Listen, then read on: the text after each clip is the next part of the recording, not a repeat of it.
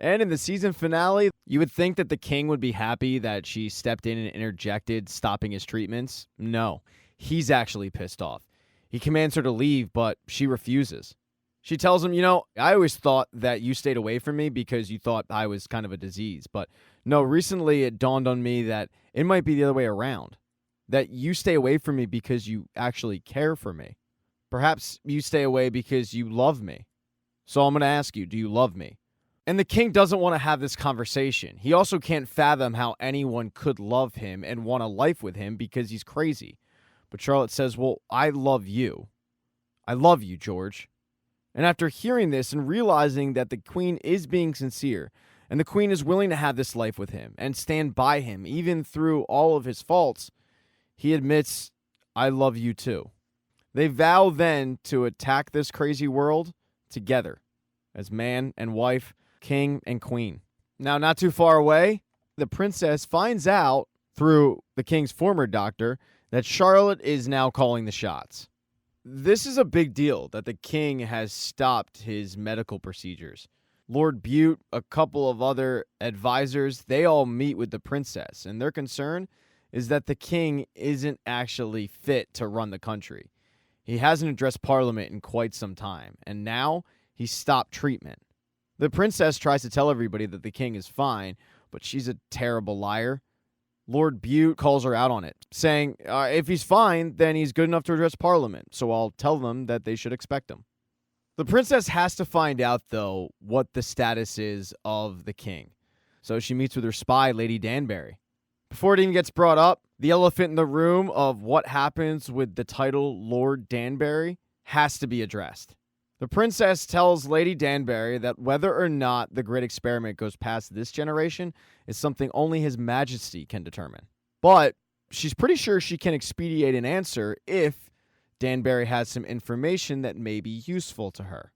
Lady Danbury doesn't want to betray her friend, but it's also pretty clear that unless she comes up with some information to give the princess that the princess finds worthy, the whole issue of the titles being passed down is likely to be no.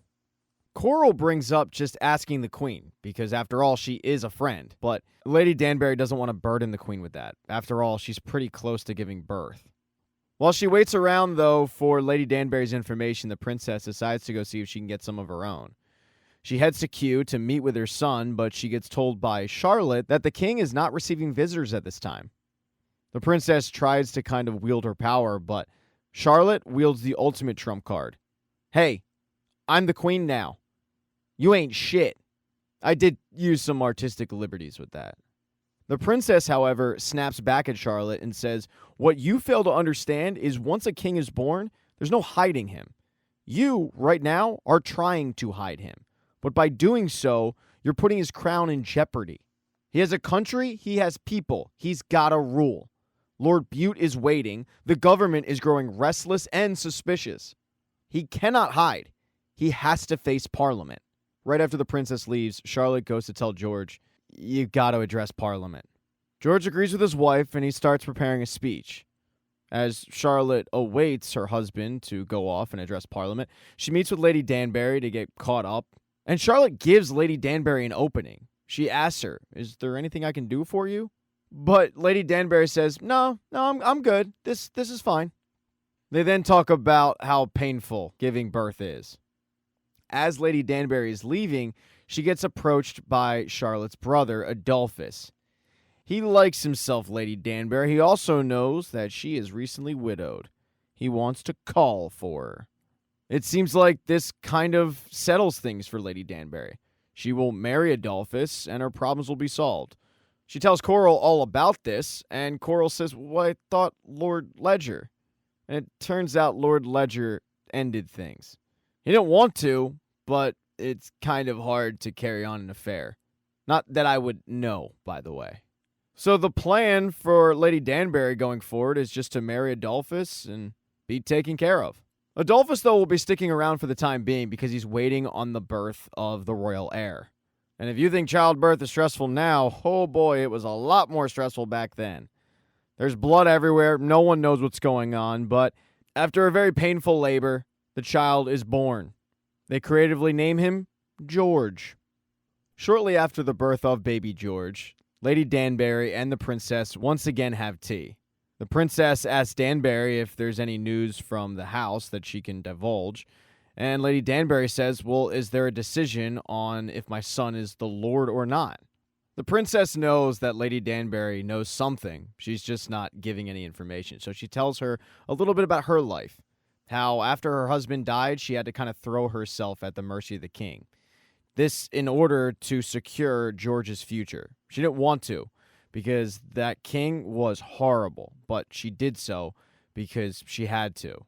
So she basically tells her, look, even though it's hard, you got to do what you got to do for your kids. She then asks her, so what do you have to tell me? But Lady Danbury, holding back tears, says, well, I guess that depends on what the title of my son is. A couple days later, George is supposed to go and address Parliament. He never gets to. He puts on the suit, he gets in the carriage, he arrives, but he can't bring himself to do it. He has a little bit of a fit. They have to bring him back to the palace.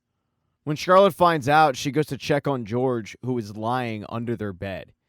He's just trying to hide from the world. Charlotte gets under there with him and has him explain to her what happened. And he says, I couldn't do it. I couldn't even read the words on the page. He starts beating himself up, and Charlotte stops him, reminding him that he is the king, and he is the one that she loves. And through thick or thin, they're in this together now. There is, though, the issue of what happened at Parliament. I mean, he could lose this crown.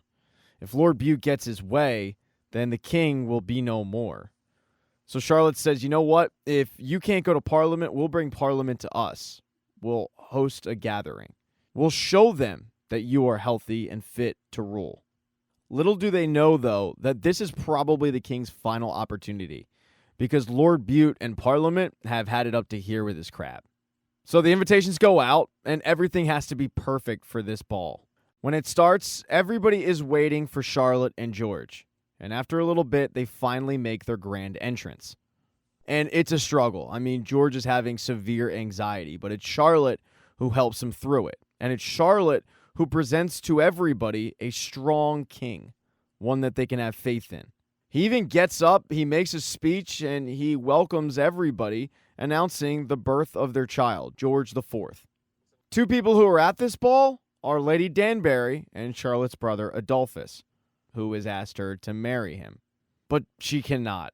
At the event, she ends up turning him down. The thought about leaving and going to Germany and having more kids and all of it just doesn't sit right with her. There's also the whole fact of Lord Ledger. He's still living rent-free in her mind. So while, yeah, Adolphus would afford her a great life, she says, no, I'm not doing it. As Lady Danbury was turning Adolphus down, Charlotte was having a surprise conversation with the princess. The princess finally has respect for the queen. The princess tells Charlotte, all I ever wanted for my son was to be happy, and you make him happy. Thank you. It seems like Charlotte has finally been accepted. She does, however, find out about Lady Danbury turning Adolphus down, and she goes to confront her about it. Her big issue isn't the fact that Lady Danbury said no to her brother. Her big issue is the fact that she found out what was going on with Lady Danbury and the title being passed down. And she's mad that her friend didn't ask for help on this matter, because the queen could have made this a non-issue.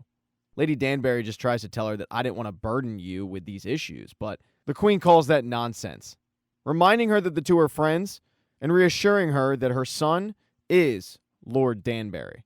Charlotte goes back to rejoin George, and George is having trouble finding anybody who's going to drink with him. So when he sees Charlotte, he says, finally, somebody who will drink with me. But she tells him, I can't. Because Charlotte is once again with child. It makes you wonder if George even let her recover before knocking her up again. But hey, Mazel Tov. Now, of course, those are just 2 of the 13 children. 2 recently were wed off, but the modern-day queen is still hell-bent on finding an heir to the throne. She's been pressuring her kids quite a bit, and 2 of them come to her and stand up to her. They tell her, you have no idea the stress you've put us under. I mean, you don't care. You have no idea how many children I've lost. They criticize her for a lack of compassion and also question her as a mother, telling her she never was one. She's only been a queen.